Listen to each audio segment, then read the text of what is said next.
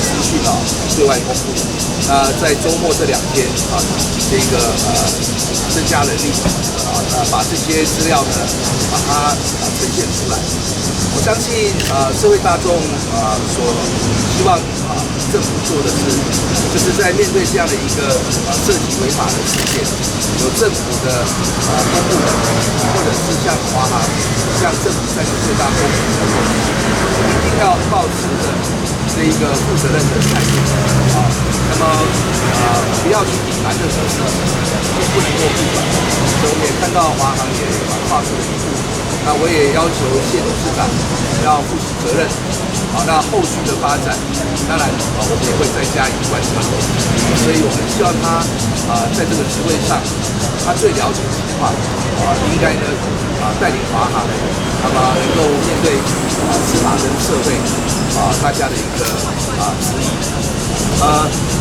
责任是建立在证据的基础上，所以我现在掌握的资讯很不足。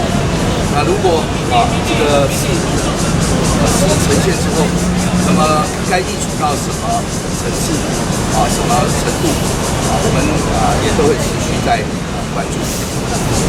我想至少先调离他的职位，因为他本身就是主导这个单位那如果没有调职的话，那我想外界也没办法这个有信任感，所以先调离这个资深副总和副总的职位，然后也配合调查，我觉得这个才是一个就是好的态度。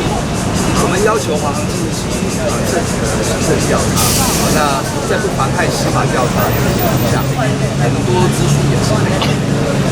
那你看国安局他换了人新的局长之后，就是1个礼拜的时间。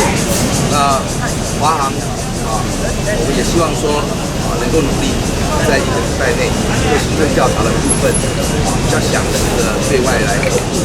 那在这个之前，一有新的资讯不妨碍正常就应该对外说。部长这个案子要不定调，要超买卖。这件事情我想按照我们法律来看就是一个走私的案件。那么不管过去是基于什么陋习，那么法律的规定是不允许的。那我想这个任何人面对法律，不管这过去是怎么样的一个陋习但是面对了我们就要来解决那么有错也应该认错，这个都是社会所期待政府的态度。